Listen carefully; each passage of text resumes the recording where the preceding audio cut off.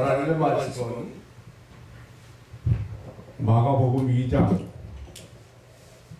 1절 말씀부터 8절 말씀까지 대독해 드리겠습니다.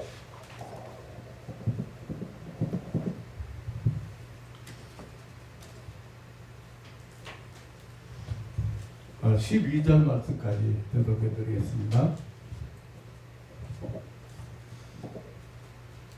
소일 후에 예수께서 다시 가버나움에 들어가시니 집에 계신 소문이 들린지라 많은 사람이 모여서 문 앞에라도 용신할 수 없게 되었는데 예수께서 저희에게 도를 말씀하시더니 사람들이 한 중풍병자를 네 사람에게 메워가지고 예수께 올세 무리를 인하여 예수께 데려갈 수 없으므로 그 계신 곳에 지붕을 뚫어 구멍을 내고 중풍병자의 누운 상을 따라내리니 예수께서 저희 믿음을 보시고 중풍병자에게 이르시되 소자야 네 죄사함을 받았느니라 하시니 어떤 서기관들이 거기에 앉아서 마음에 의논하기를 이 사람이 어찌 이렇게 말하는가 참남하도다. 오직 하나님 한 분 외에는 누가 능히 죄를 사하겠느냐. 저희가 속으로 이렇게 의논하는 줄을 예수께서 곧 중심에 아시고 이르시되 어찌하여 이것을 마음에 의논하느냐. 중풍병자에게 내 죄사함을 받았느니라 하는 말과 일어나 내 상을 가지고 걸어가라 하는 말이 어느 것이 쉽겠느냐. 그러나 인자가 땅에서 죄를 사하는 것에가 있는 줄을 너희로 알게 하려 하노라 하시고 중풍병자에게 말씀하시되 내가 너희에게 이르노니 일어나 내 상을 가지고 집으로 가라 하시니 그가 일어나 그 상을 가지고 모든 사람 앞에서 나가거늘 저희가 다 놀라 영광을 하나님께 돌리며 가로되 우리가 이런 일을 도무지 보지 못하였다 하더라. 아멘. 12절 말씀까지 계속해 드렸습니다.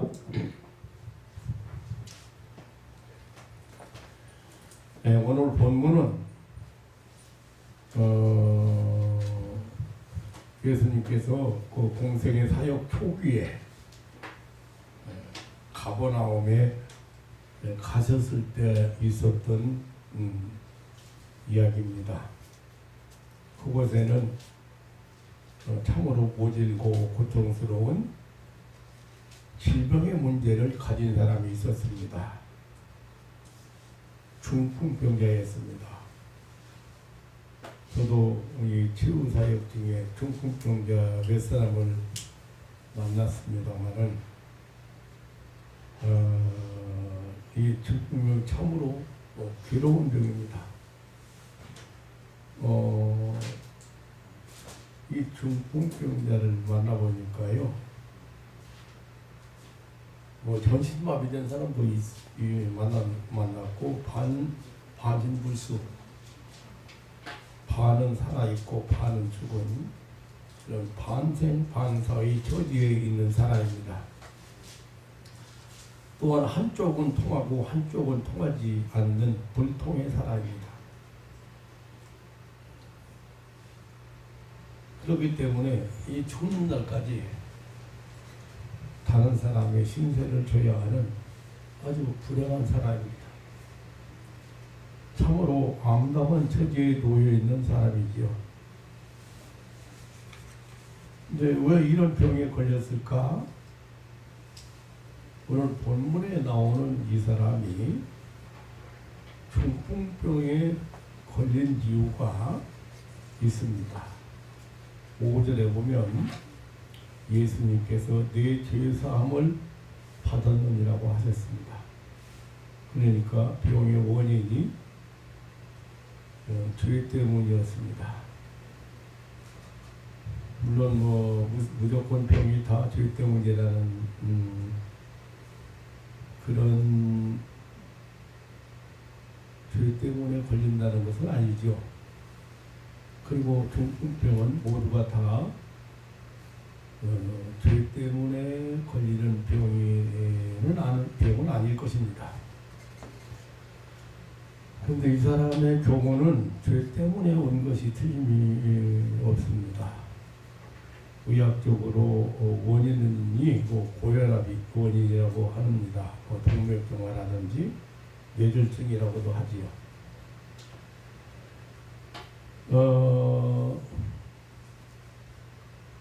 병의 원인을 죄라고 하면 사람들이 이해가 잘 안 가요.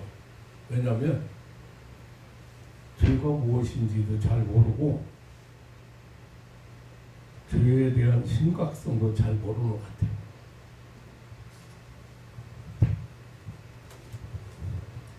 우리 아버지 같은 경우는 참 어떻게 보면 굉장히 선한 분이에요.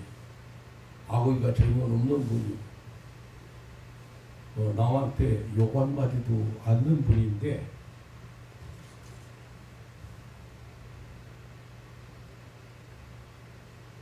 편찮으시다고 그래서 속이 많이 아프다고 그래서 서울로 모셔와가지고 병원에 이렇게 가서 진찰을 받았습니다.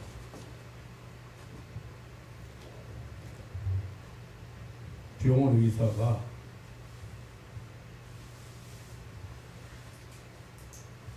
약을 한 달분 지어주고 그냥 아무 말 없이 지어줬어요. 두 번째 약을 지러 제가 갔거든요. 그런데 의사 하는 얘기가 아버지는 그 병으로 돌아가십니다. 손 쓸 수가 없습니다. 의안입니다. 너무 심해가지고 손을 못 쓴다. 그런데 그 암 말기 환자들이 참 고통스럽거든요. 근데 우리 아버지가 하는 얘기가 내가 나쁜 일 한 일도 없고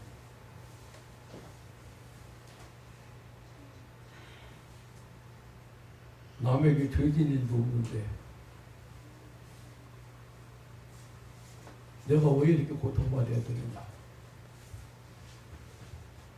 나 죄진 일도 없는데 나는 이렇게 왜 고통을 받느냐. 이 죄가 뭔지 모른다 이거죠. 아니, 평소에 술을 많이 먹어서 하나님이 주신 내 육신을 술을 많이 드셔서 육신을 잘못 걸린 내가 잘못해서 병 걸렸지. 죄가 뭔지 잘 몰라 사람들이.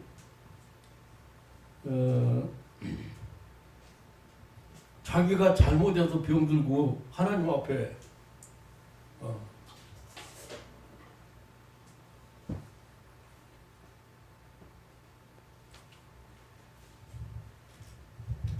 한 식구가 오늘 아버지 편찮으시다 해서 시골에 내려가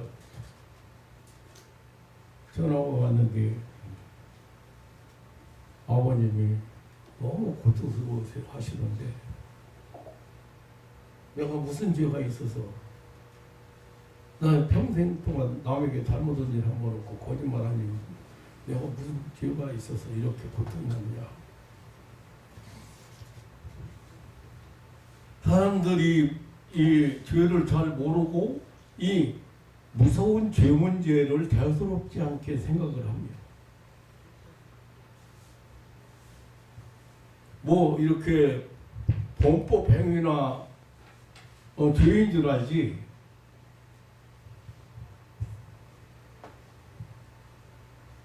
군법이든 형법이든 뭐 세상 법은 벌금 간단하게 해결보죠. 그래서 벌금 내든지 아니면 감옥살이 하면 죄가 끝나요. 죄가 뭡니까? 죄를 대수롭지 않게 생각하고 죄를 잘 모르는 사람들이 얼마나 무서운 것인지 잘 모르고 있죠. 뭐 쉬운 말로 표현하면 잘못한 게 죄죠. 근데 무엇이 잘못인지를 잘 모른다고 말이에요. 사람을 미워하는 것이 죄가 아니라고 생각해요. 왜냐하면 사람 미워했다고 잡아다 가둡니까? 아니면 벌금을 묻습니까? 사람 미워한 것이.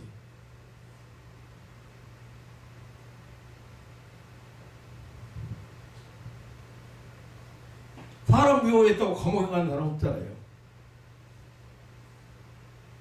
그런데 그 사람을 미워한 그 죄가 얼마나 무서운 건지 잘 모른다고 말이에요.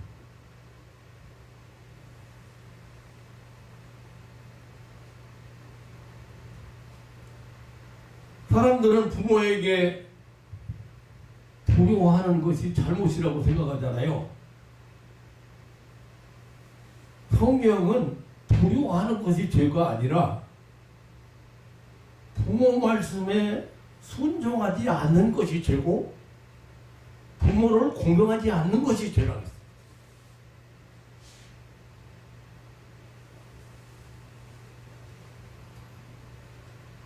한문에 보면요, 참 한문이요, 죄라는 글자를 쓰려면 넉사자에다가 아질비자를 써요.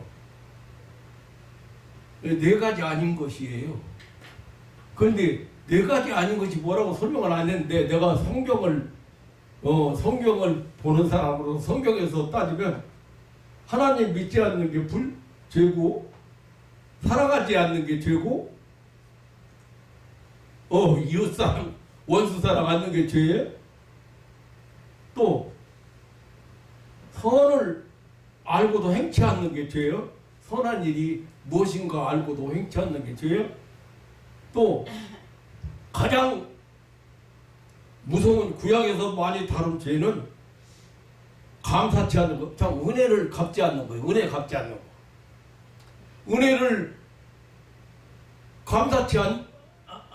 은혜를 안 갚는 사람 있잖아요. 감사치 않는 사람. 이건 내 얘기인데 네 가지 아닌 것이 죄라고.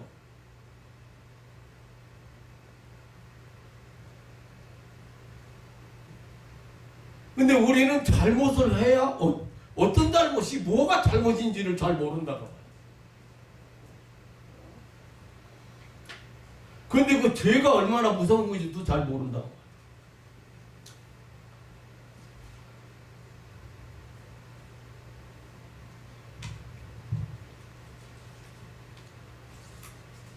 예수님께서 마태복음 5장 17절로 48절에 보면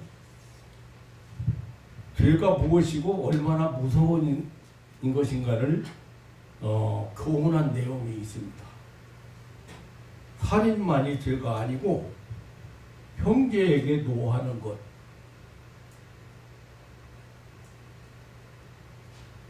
형제에게 욕하는 것, 저주하는 것, 무시하고 멸시하는 것, 이런 게 살인죄에 해당.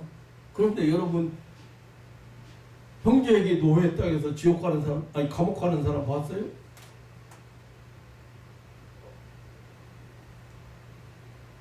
그런데 예수님은 형제에게 노하거나 형제에게 욕하거나 형제를 저주하고 형제를 무시하고 멸시하는 사람은 지옥불에 들어간다.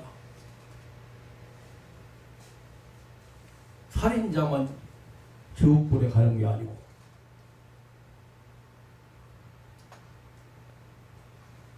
또 간음하는 사람만 죄인이 아니고 음욕을 품는 자, 다시 말하면 간음할 생각을 품은 사람, 행동으로 옮기지 않았지만 그런 마음만 가지고 있어도 간음한다. 무엇이 중요해요 지금? 행위로 옮기지 않았으니까 죄는 아니다? 마음이 중요한 거예요. 생각이 중요한 거예요. 그건 난 우리 아버지처럼 내가 무슨 죄 졌다고.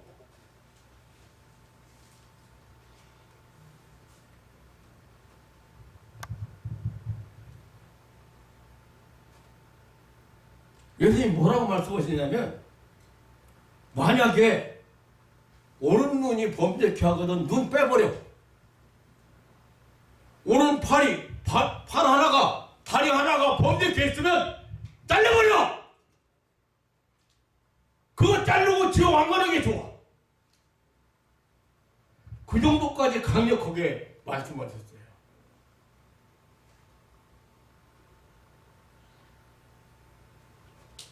눈 없이 지옥 안 가는 것이 낫다고. 눈 빼버리라.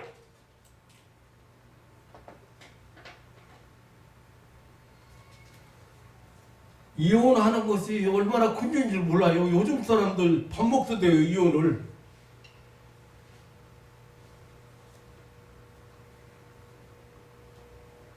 예수님께서 음행한 연고 없이 아내를 버리면 아내를 간음하게 하는 악한 행위라고 했어요. 뭐 이런 거 설명하려면 좀 길어지죠. 거짓 맹세하는 거 엄청난 죄로 보셨어요. 거짓말로 약속하고 말로 사람을 속이는 이런 것들 참으로 악한 행위라고 정죄했습니다. 죄의 심각성을 모르는 사람 맞습니다. 그리고 이 죄가 무엇인지를 모르는 사람 맞습니다. 이 죄 문제는 반드시 해결돼야 됩니다.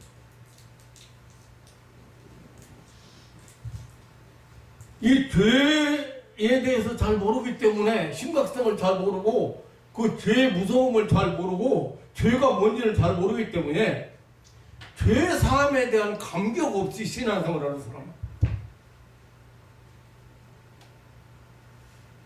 나와 여러분이 죄 사함 받은 사람들이잖아요. 그런데 여러분 생각에 죄를 가볍게 그렇게 심각하지 않다고 말이야. 그러니까 내가 죄 사함 받았다는 감격이 별로 없이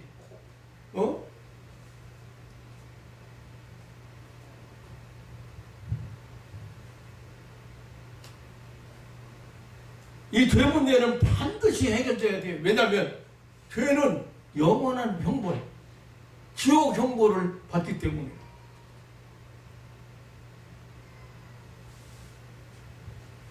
이 죄 문제를 확실하게 해결된 사람들이 바로 예수 믿는 사람들이요.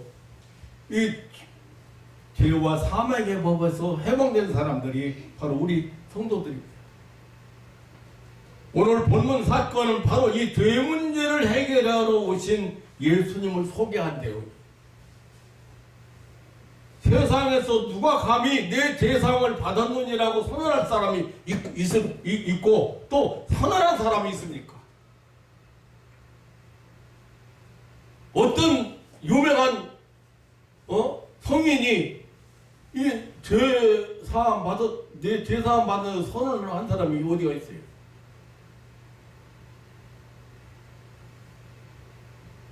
예수님만이 인간의 죄를 사하시기 위하여 이 땅에 오신 구세주이기 때문에 이 죄 문제를 다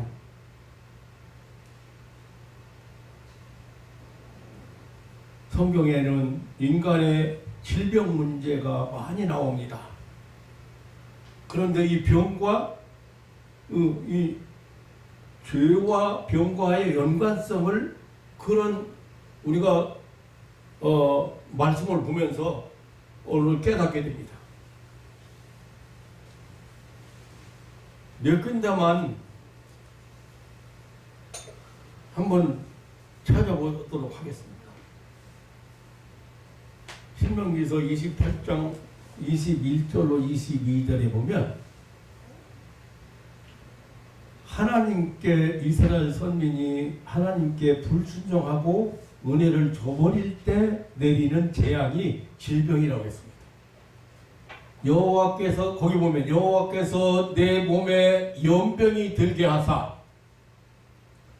내가 들어가 얻을 땅에서 필경 너를 멸하실 것이며 여호와께서 폐병과 열병과 상한과 학질과 한재와 풍재와 썩는 재앙으로 너를 치시리니 하나님의 말씀에 불순종하고 하나님의 은혜를 저버릴 때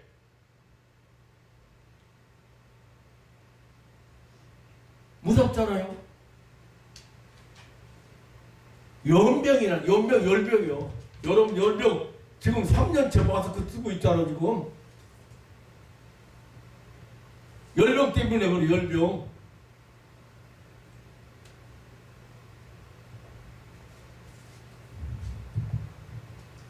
출애굽기 15장 26절에도 가라사대 너희가 너희 하나님 여호와의 말을 청종하고 나의 보기의 의를 행하여 내게 내 계명의 귀를 기울이며 내 모든 규례를 지키면 내가 애굽에게 내린 모든 질병이 하나도 너희에게 내리지 아니하리니 나는 너희를 치료하는 여호와입니다.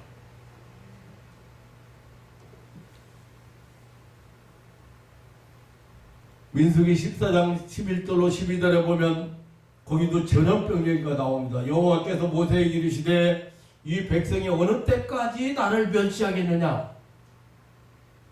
내가 그들 중에 모든 이적을 행할 것으로 행한 것도 생각지 아니하고 어느 때까지 나를 믿지 않겠느냐? 내가 전염병으로 그들을 쳐서 멸하고 그들보다 크고 강한 나라를 이루게 하리라. 그래서 제가 이렇게 80평생 살다 보니까요, 진짜 은혜를 모르는 인간처럼 죄인은 없다고 생각해요.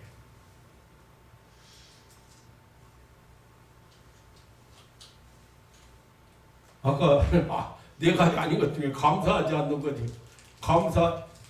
은혜 안 갚는 건, 은혜를 모르는 건 마귀가 하는 짓이에요.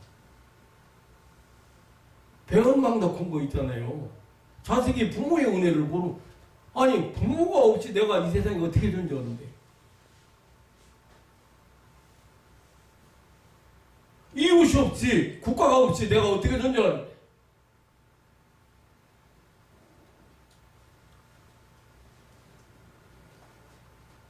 하나님을 멸시하고 많은 이적을 통해서 구원했는데 그 하나님의 은혜를 기억지 않고 하나님을 믿지 아니할 때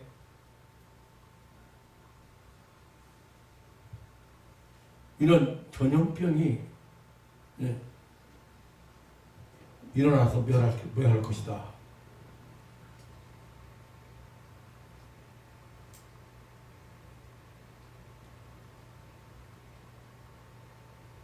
문둥병 얘기도 좀 나오는데요. 왜 내가 문둥병 얘기를 하느냐면, 문둥병은요, 자기도 모르게 죽어가는 거예요. 자기가 병든 것도 몰라요. 그러니까 영적으로 보면 무감각해진 사람들이 있어요. 신앙적으로 무감각해지고, 무감각하다는 말은 무슨 말이에요? 여러분들이 세상을 살아가면서 그 구별되게 살아야 되고 하나님의 백성으로 살아야 되잖아요. 그런데 세상 사람과 똑같이 살아가면서 저에 대해서 감각이 없는 거예요. 잘못 없어서. 문둥병 얘기 몇 군데 한번 보겠어요? 민수기서 12장 10절에 보면 모세의 누이 미리암이라는 여자가 있어요. 근데 하나님께서 모세를 세워서 용도자로 세워서 인도했잖아요. 그런데 그 자기 오라버니라고 암만 자기 오라버니지만 민족을 인도하는 용도자예요. 그걸 비난했어요. 비난받을 일 했거든요. 모세가.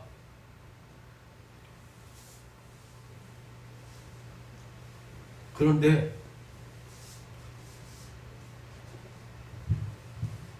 오라버니를 비난하고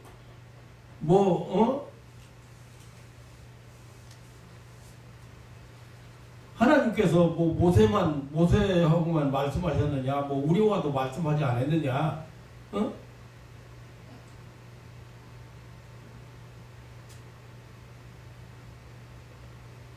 모세 비방하고,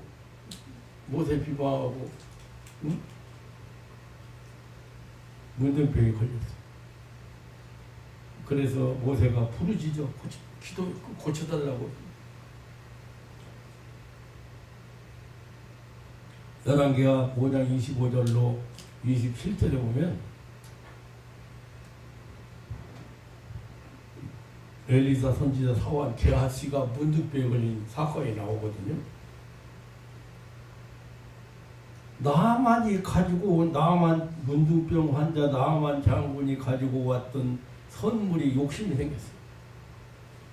그래서 물질에 욕심이 생기고 거짓말하고 자기 주인 엘리사를 속였어요. 엘리사가 어디 갔다 왔느냐고 물어보고 다 했는데도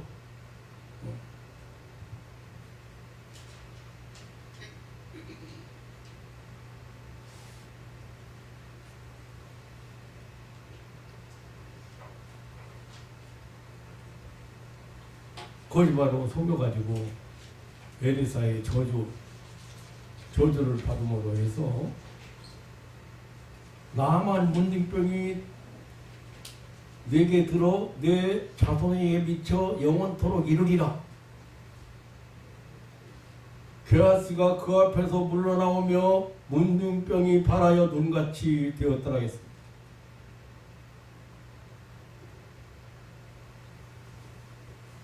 어떤 사람이 나보고 그런 질문을 해요. 아니 사람이 말이지 그거 조금 욕심을 했다고 그렇게까지 문둥병까지 걸려서 평생 문둥병으로 앓다가 죽여야 됩니까? 그렇게까지 해야 됩니까? 너무 그건 좀 그러니까 나만이 잔뜩 선물 싣고 갔거든요. 옷까지 이런 거 싣고 왔는데 좀 욕심 나거든. 그러니까 쫓아가가지고 우리 총영이 그러는데 좀 달라고 해가지고 받아왔다 이거야. 그렇게까지 해야 됩니까? 네. 집사님, 교회에 대한 심각성을 잘 모르시는데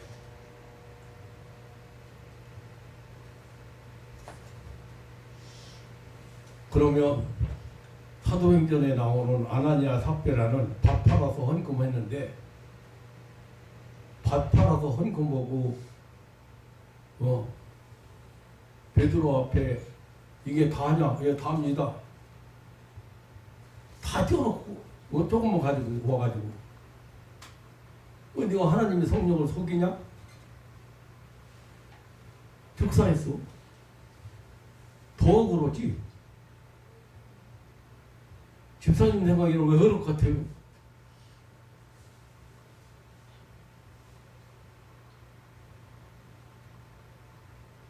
하나님의 하시는 일을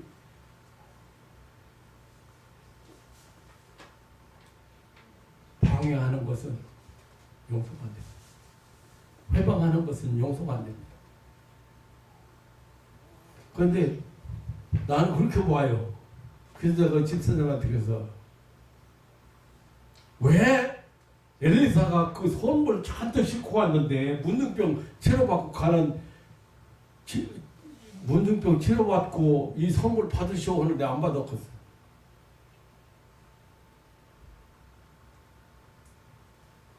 은호한테 한번 물어보고 싶어.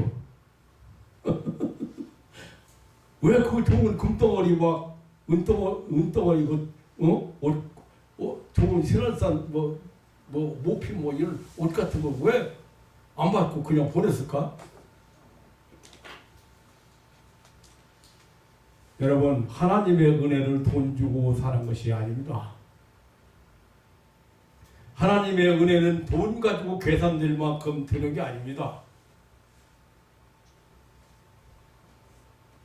영원히 저주받은 문둥병에서 고침받는데 얼마나 안 되겠어요?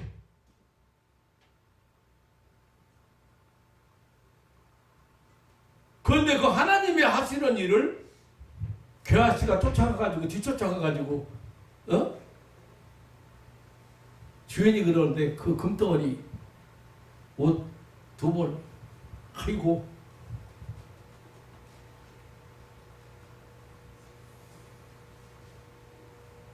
욕심.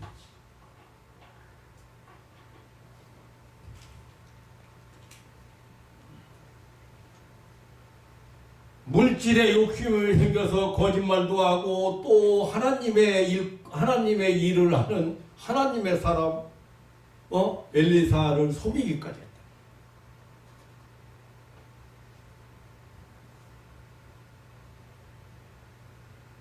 역대하 27장 16절 이하에 보면은 우시야 왕이 문둥병에 걸린 사건이 소개되고 있습니다. 거기 성경은 이렇게 말하고 있어요.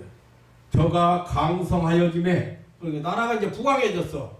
그러니까 그 마음이 교만하여 악을 행하여 그 하나님 여호와께 범죄하되, 하나님께 범죄한 거예요. 근데 무엇이 하나님께 범죄했느냐? 내용이 뭐냐면 하나님의 성전에 들어가서 향단이 있어요. 향불 피는 향단이 있는데 그게 제사장들만 하는 것이에요. 제사장들이 하는 일이에요. 근데 왕이 자기가 하려고 그랬다. 향단의 분향 아래 앉으라. 제사장 아사랴가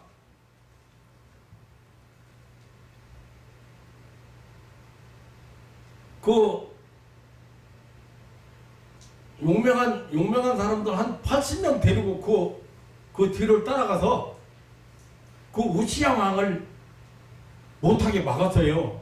그냥 우시하여 여호와께서 분향하는 일이 왕이 할 것이 아니고 오직 분향하기 위해서 구별함을 받은 아론의 자손 제사장이 할 바이니 성소에서 나가소서. 근데 왕이 범죄하였으니 여호와께 영광을 얻지 못하리이다. 우시야가 손으로 향로를 잡고 분향하려 하다가 노를 바라니 저가 제사장에게 노할 때에 여호와의 전 향단 곁 제사장 앞에서 그 이마에 문둥병이 바란지라.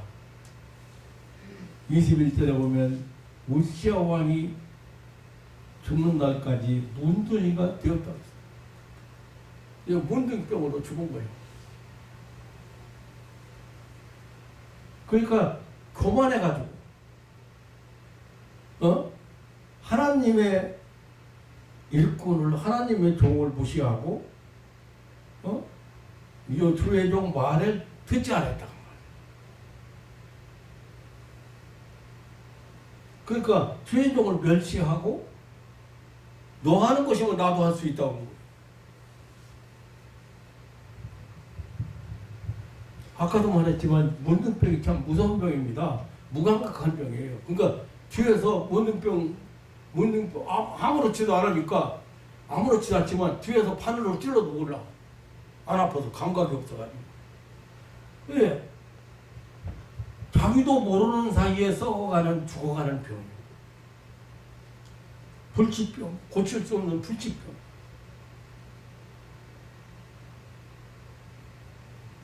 거만한 사람, 거짓말하는 사람, 제사장을 비방하는, 하나님의 일꾼을 비방하는 사람, 제사장 권리를 침해하는 사람, 이런 사람들이 지금 문둥병에 걸렸다는 이야기거든요. 제가 그런데 왜 그런 병이 걸린가?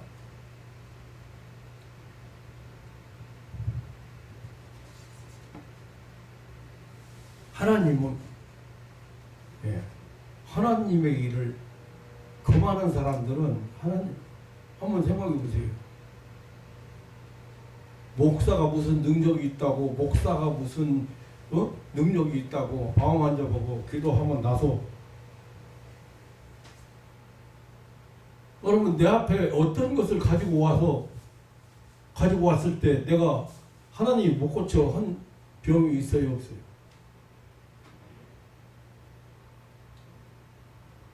오늘은 귀가 안 커가지고 기도하더라고 했는데 기도받고 있는데 일주일 만에 이 집도 일주일 만에 5cm가 컸대.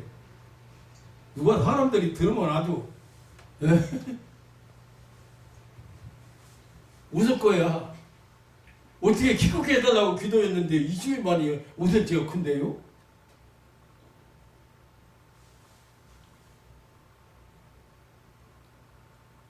주의 하나님의 일꾼일 뿐이지 하나님이 하시는 거라고 말이야. 믿음이라는 건 다른 게 아니거든요. 믿음이라는 것은 하나님께서 이렇게 은혜를 베푸실 거라는 걸 믿는 거예요. 사람이 하는 게 아니고. 그런데 그 믿음은 불가능한 게 없다고 말이야. 왜? 하나님이 전능하신 분이기 때문에.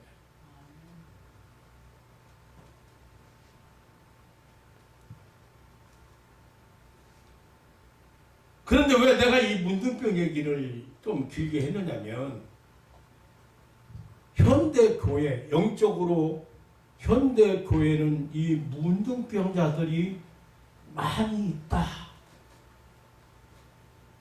아무리 말씀을 들어도 무감각하든 회개가 안 되고 감격도 없고 믿음도 안 생기고 자기도 모르는 사이에 죽어가고 있다고 말이야. 구제불능이 되어가고 있다고 말이야.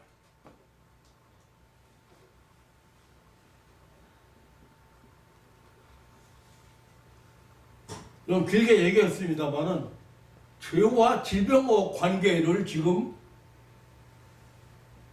예수님은 왜 지금 죄 문제를 다루고 예수님이 사역 초기예요. 가버나움에 가셔서 한 중풍병자를 만났는데 내 죄사함을 받았느니라.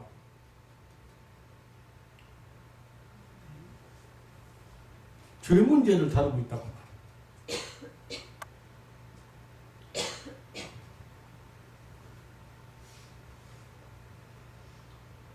그럼 오늘 이게 그 본문의 이 중풍병자는 자기의 그 괴로운 문제를 어떻게 해결받았는가? 해답이 없는 문제를, 도저히 길이 없는 문제를 어떻게 해결받았는가? 아무리 소리쳐봐도 소용이 없고, 아무리 발버둥 쳐도 소용이 없고, 아무리 좋은 약을 써봐도, 아무리 좋은 의사를 찾아봐도 소용이 없는 그런 불치병 환자가 예수님을 찾아갔습니다. 예수님을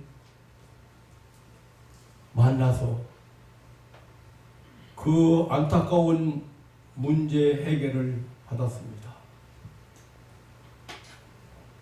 특별한 조건도 필요치 않았습니다. 어떤 절차도 필요치 않았습니다. 그냥 예수님을 찾아간 것뿐입니다.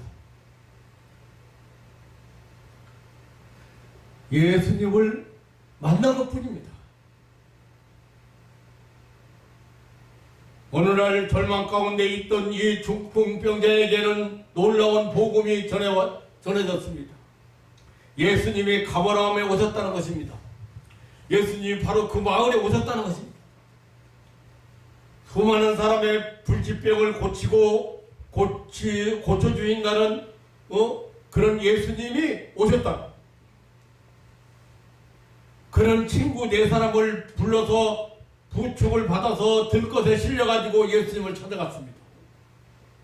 그러나 예수님을 만나는 일은 장애물이 많았습니다. 남의 중병자는 남의 도움 없이는 움직일 수가 없었습니다.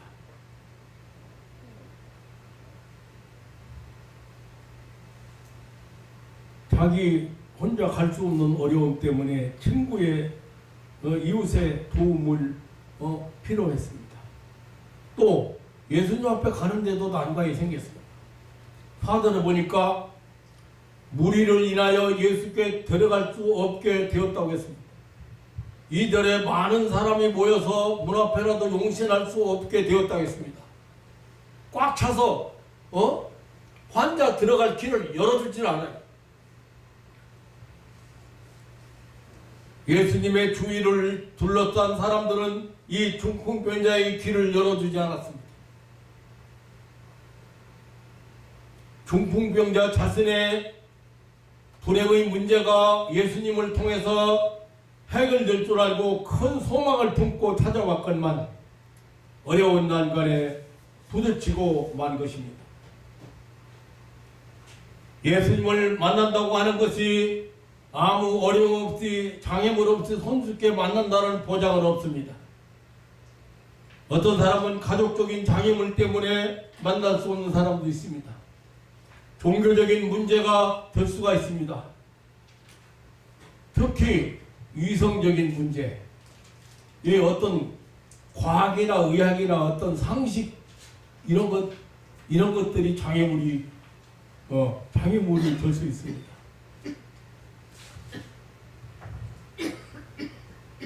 어떤 사람은 참 조금도 믿어지지 않는 사람이 있어요. 그것도 그럴 것이 아니 중풍병이 기도해가지고 관절염이 기도해가지고 어떻게 낫고 중풍병이 기도해가지고 어떻게 낫고 암병이 어떻게 기도해서 낫느냐는 거죠. 말도 안 되는 소리 하지 말라는 거죠.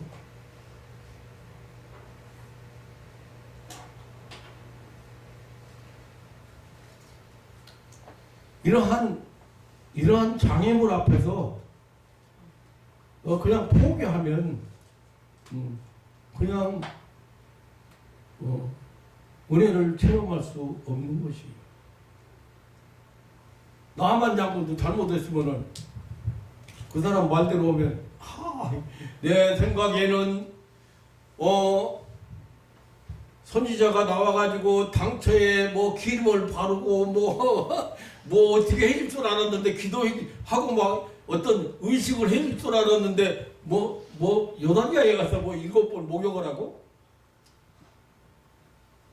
내가 물 없어서 여기 뭐 먹으러 왔어? 우리나라는 이보다 훨씬 좋은 강이 많아. 가라! 그러고 갔으면 은혜 못 받아.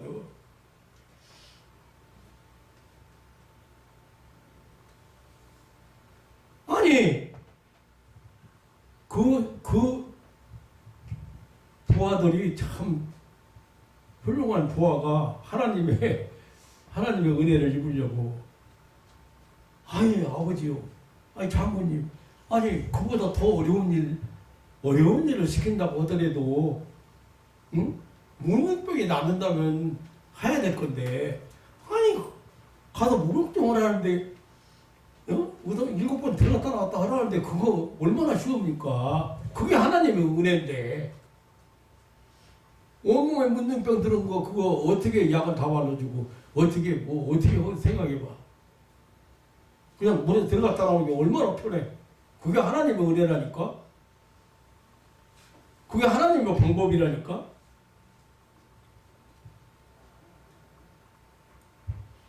분한 마음으로 돌아갔어 봐. 돌아가라 했다고 했는데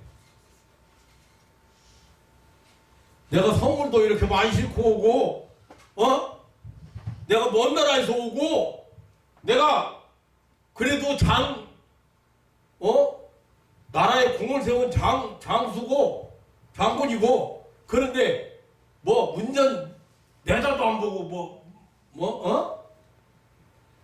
여당강에서 물고 목욕 7번 하라고?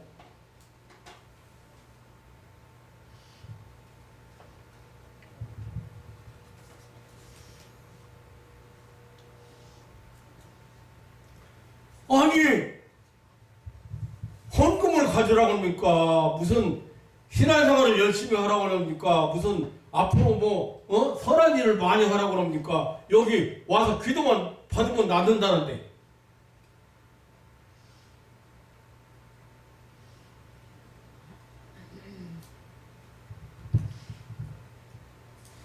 기도하면 하나님이 치료해 주신다는데. 그게 하나님의 약속인데. 그런데 장애물. 그런데 이게 사람들이 꽉 차 있어가지고 귀를 안 믿겨주네. 귀를 안 만들어주네. 이런 장애물 때문에 포기하면 예수님 만날 수 없기 때문에 자기 문제를 해결받을 수가 없습니다. 여기 이 중풍병자는 정말로 만나지 못할 난관에 부딪혔지만은 포기하지 않았습니다. 단념하지 않았습니다. 이번 기회를 놓치지 않고 기어코 예수님을 만나서 문제 해결하기로 결심했다. 그가 행한 행동을 보면은 그는 예수님을 만나면 자기 질병이 고침받는다고는 그런 확신을 가지고 있음이 분명합니다. 우리나라 직구적으로 하고는 좀 틀리지만은 남의 지붕에 달아 올리고 그 지붕에 구멍을 뚫어서 예수님 앞으로 달아 내린다는 것은 그냥 쉬운 문제는 아닌 것 같아요. 거기 간단한 뚜껑 열고 이렇게 겹쳐놓은 뚜껑 열고 여러 건 큰 문제가 아닙니다만은, 근데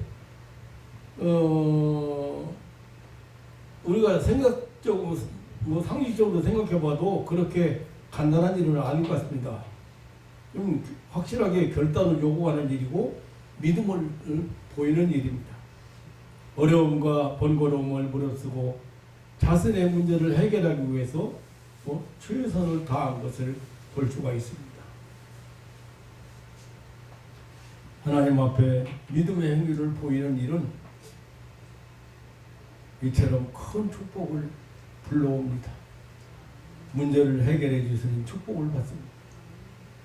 예수님만 만나면 내 병을 고칠 수 있다고 하는 그 믿음이 생기면 무슨 일이라도 할 수 있는 것입니다. 그가 가진 그 믿음을 행위로 표시할 때 하나님께서 인정하시고 축복하시는 것입니다.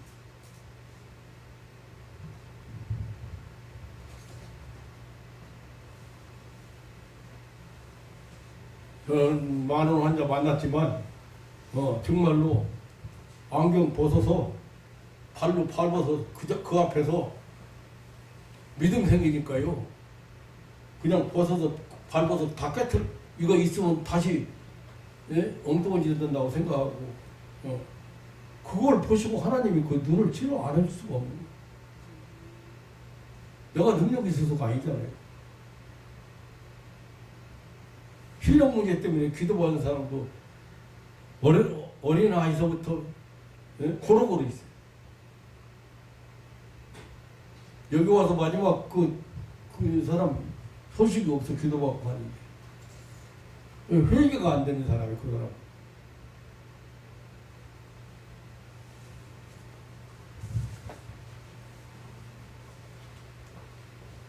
그냥 이 글씨 그냥 명확하게는 안 보이고 그냥 대충 보이네 이렇게 기도받고 나서.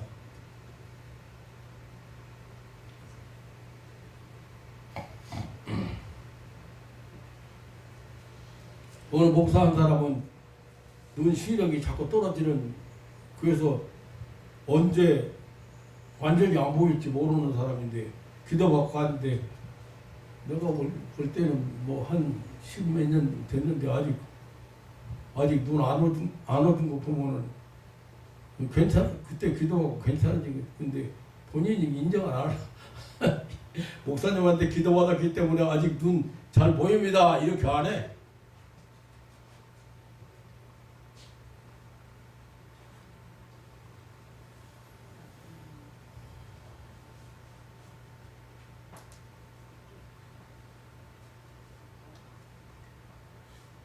본문에 보면, 그렇잖아요?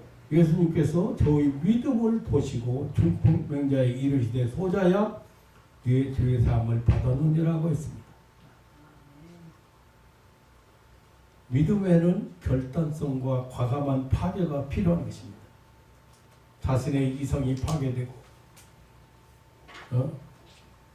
예수님께 접근하는데 장애물들을 다 파괴하는 것이 필요하다. 이것저것 따지고 가리면서 문제를 해결받을 수가 없습니다. 벌써 전화하면 상담해 보면 알아요. 뭐 시간이 없어서 못 간, 토요일날 가면 안 됩니까? 일요일날 가면 안 됩니까? 이런 사람이. 아니, 병 고치는, 부질병을 고치는데 시간을 내야지. 가장 중요한 시간을 내야지. 다 자기 할 거 다 하고 짜투리 시간 가지고서 은혜 받으려고.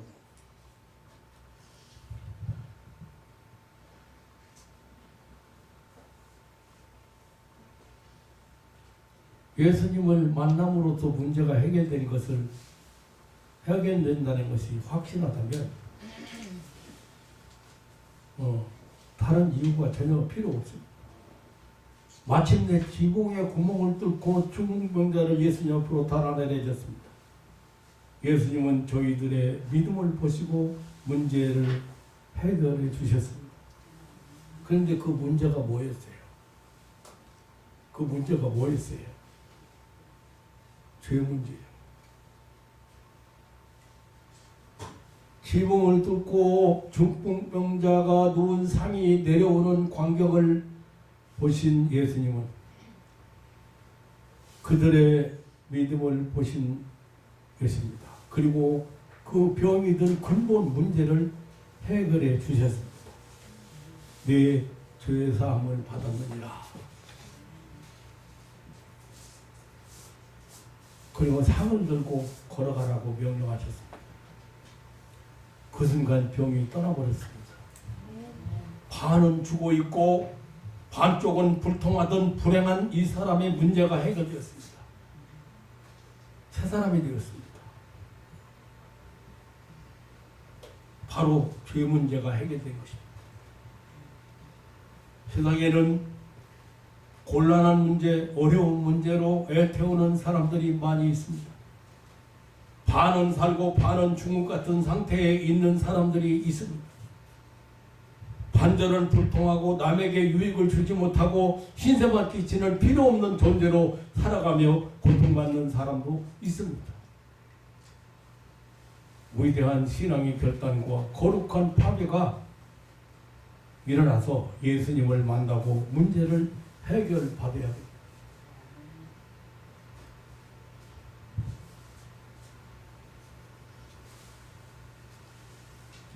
이 병자를 만나면요, 폐병 환자 만나면요, 폐병 환자를 폐암 환자 이렇게 많이 만났는데, 이 사람은 폐는 숨 쉬는데 도움을 주잖아요.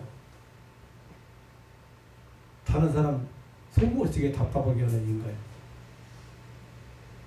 만나는 사람은 무슨 얘기냐면 특징이 있다. 근데 반쪽만 문제 있는 사람, 반 살아있고 반대는 안 통하는 사람이 있어. 그 어떤 사람이에요? 소통이 잘 안 돼. 자기 거짓말 해요. 그거는 아무에게나 얘기하는 건 아니에요. 그러나 내가 환자를 만났을 때 그 환자 상태를 만나고 기도했을 때 그 사람의 성격이나 그 사람의 삶을 반영이 돼요.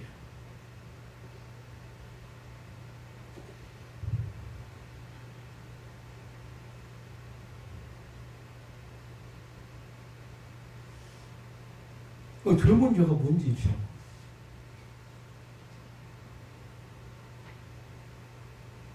형법에 걸리지 않으면 죄가 없다?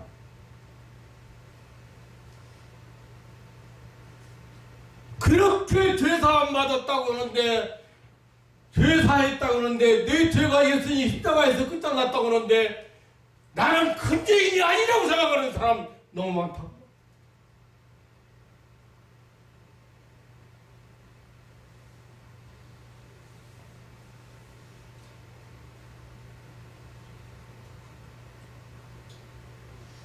반드시 예수님 만나야 해결되는 이유가 있습니다.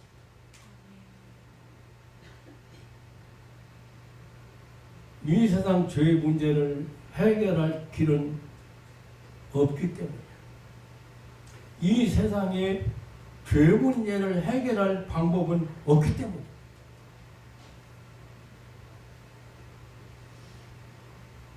뭐 국법이나 무슨 세상 법을 보았을 때는 해결책이 있어요.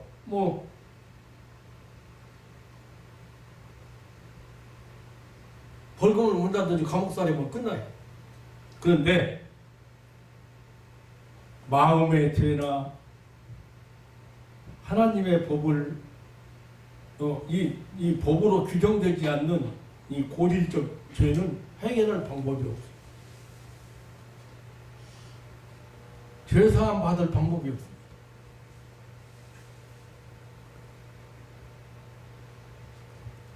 예수님 만나.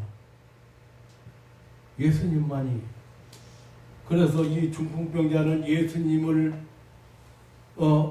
만나서 즉시 해결되었습니다. 오늘 본문에서 우리에게 주시는 중요한 메시지는 바로 이것입니다. 죄사함 받는 것.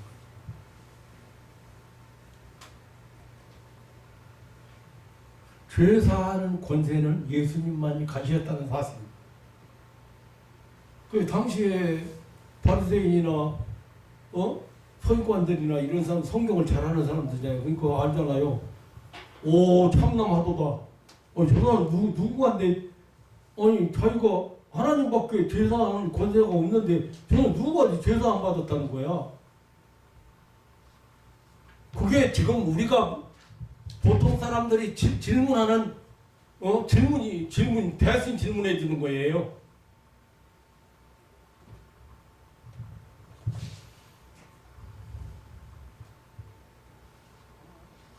인생을 병들게 하고 사망에 이르게 하는 이 죄의 문제, 인생을 사망의 골짜기로 끌고 가는 이 죄의 문제, 인생을 지옥불로 던져버리는 이 죄의 문제를 해결하시는 분은 바로 예수님 뿐이다. 아멘. 크게 하세요. 아멘. 5절에 소자야 내 죄사함 받았느니라. 7절에 오직 하나님 한 분에는 누가 능히 죄를 사하겠느냐. 10절에 인자가 땅에서 죄를 사하는 권세가 있는 줄을 너희로 알게 하노라. 오늘 본문의 사건은 예수님은 땅에서 죄사하는 권세가 있는 분이시라는 사실을 알려주는 사건이에요. 이 세상에 어떤 종교도 어떤 교주도 사죄의 은총을 베푼 일이 없습니다. 베풀 수가 없습니다. 그렇기 때문에 많은 사람들이 고행을 하고 입산수도를 하고 공덕을 쌓고 선행을 하고 노력을 많이 하지만 죄를 해결할 수가 없어요. 누굽니까? 우리나라 그 유명한 주직. 그 사람 죽을 때 뭐라 했어요?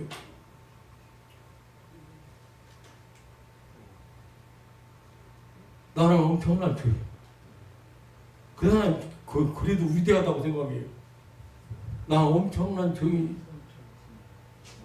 다른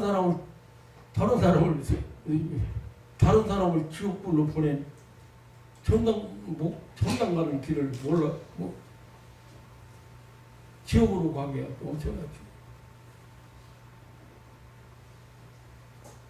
종이 마지막에 그거 깨닫는 것도 굉장히 중요한 거야.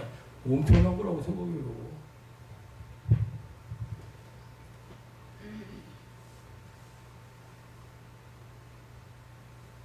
예수님의 십자가만이 인류의 죄가 끝장난 유일한 교사인 것을 믿으시기를 축원합니다. 아멘. 인생의 근본 문제를 해결하시는 분은 오직 예수. 오늘날 우리 인생에게 오는 여러 가지 문제는 죄악이 세상에 들어옴으로부터 시작된 것이 사실입니다. 그 근본 문제 보면은 따져보면 모두가 죄악이죠. 그 죄악의 문제를 해결하실 분은 오직 예수님입니다. 인생의 근본 문제를 해결하시는 분은 오직 들꽃 위에 누워서 네 사람에게 메워왔던 불행한 한 사람은 자기를 싣고 왔던 들것을 자기가 어깨에 메고 집으로 돌아갔습니다. 아무런 이유가 필요치 않았습니다. 어떤 조건도 필요 없었습니다. 예수님은 단지 내 상을 들고 집으로 돌아가라고 말씀하셨습니다. 이것이 땅 위에 임한 하나님의 나라입니다. 이것이 바로 나와 여러분이 받은 사죄의 은총입니다. 조건 없어요. 예수님 앞에 나온 것은, 예수님을 만난 것은 내 죄사함 받아.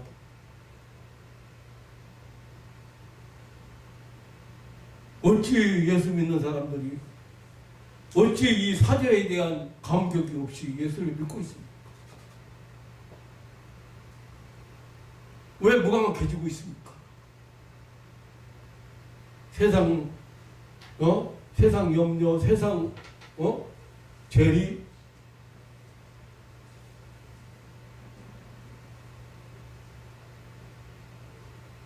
여러분 혹시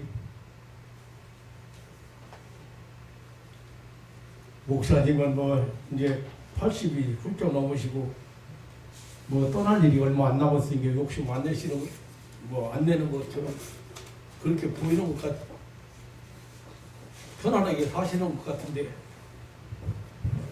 저는 돈 아직 벌으려면 멀었습니다. 막 벌어야 됩니다. 그래요, 많이 버세요.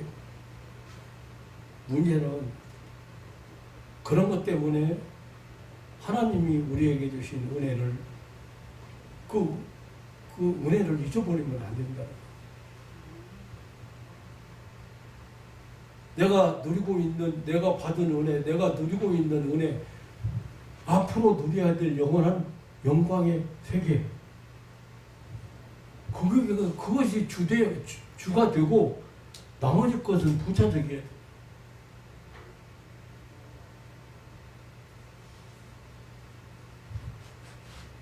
사실 참 중풍병자가 일어나니까요. 참 사실 저도 정말 감격스럽더라고요. 우리 교회 집사님 친정어머니가 중풍병 걸려가지고 1년 넘었다는데 목사님 모시고 올까요? 아니 예수님도 중풍 고쳤는데 예수님도 중풍 일어나는데 아니 모시고 와요. 저 강원도 어디 연천인가 어디서 사시는 지금 그 두 부부가 신앙생활 열심히 살아요. 모시고 왔어. 여기 전화가 왔어. 목사님 장모님 모시고 왔습니다. 예, 알았어요. 내가 이따 점심 먹고 한 2시경에 갈게요. 집사님들 몇 분 차에다 모시고서 갔어. 믿으면 하겠네. 구주 예수만 믿어 하신 죄를 힘입고 죽게 가기만 하면 영원 삶을 얻네. 찬송 쫙. 내가 예수 이름으로 명하노니 일어나!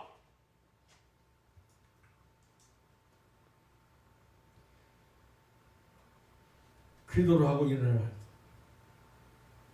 일어났어. 침대 올라. 노인 양반을 침대 올라. 내려와. 앉아. 일어서. 사람들이 놀래지도 않아. 왜 박수 안 쳐? 내가 그랬어요. 여러분도 박수 안 치잖아. 말만 들으니까 그러나? 현실을 봐야 되는데. 올라가. 내려와. 앉아. 일어서. 또 올라가. 내려와. 하나님 치료했어. 할렐루야. 아멘. 아멘. 죄사함, 죄를 사하시는 권세는 예수님밖에 없습니다. 하나님밖에 없습니다. 아멘. 중풍병자 사건을 통해서 예수님은 죄사하는 권세가 있는 것을, 하나님께 있는 것을 우리에게 교훈해 주셨습니다. 변하는 것은 죄사함 받았다는 증거예요. 그러니까 목사는 사실을 알고 보면 하나님께서 우리를 어떻게 사랑하시는지, 어떻게 죄를 용서해 주셨는지 그것을 알리고 하나님의 은혜를 체험하게 하는 역할을 할 뿐이에요. 사랑하는 성도 여러분, 여러분은 행여나 이런 실제적인 중풍병자는 아니지만 영적인 중풍병자가 되지 않았나 돌아보는 시간을 가져야 됩니다. 아멘. 남에게 반쪽만 살아서 반쪽은 남에게 피해를 주고 사는, 응? 한쪽만 통해. 오늘 현수 할아버지 안 오셨는데 참 기막힌 거예요. 요 반쪽 한쪽이 차디차 불통이에요. 기도받고 나서져가지고 그 강한 양반이 교회로 나오신다는 거 참 대단한 거예요. 사랑하는 성도 여러분, 소통을 잘 하시고 사시기를 주님의 이름으로 축원합니다. 아멘. 그냥 미운 사람도 그냥 저 사람은 그런 사람이야. 꼴보기 싫은 사람도 그냥 저 사람은 그런 사람. 아니 이래서 싫고 저래서 싫고 그러면 사람 다 자르고 혼자 살아야지. 그럼 아니다. 오죽하면 예수님께서 원수까지 사랑하라고 그랬어요. 7번 그 7번이라도 용서하라.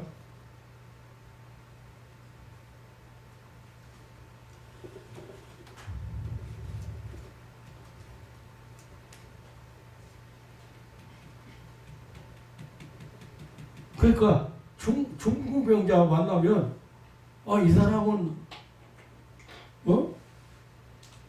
무엇 때문에 소통이 안 될까?